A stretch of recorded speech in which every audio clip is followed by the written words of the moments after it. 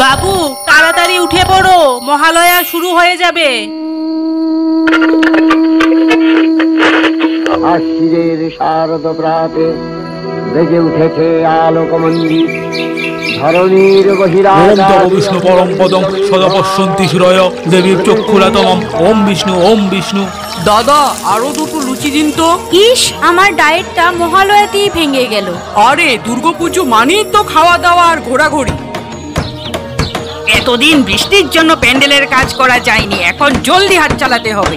ও বৌদি, দাদাকে টাটার স্লিপটা দিয়ে দেবেন। 500 টাকার বেশি 1 টাকাও লিখবে না কিন্তু। আরে হ্যাঁ হ্যাঁ।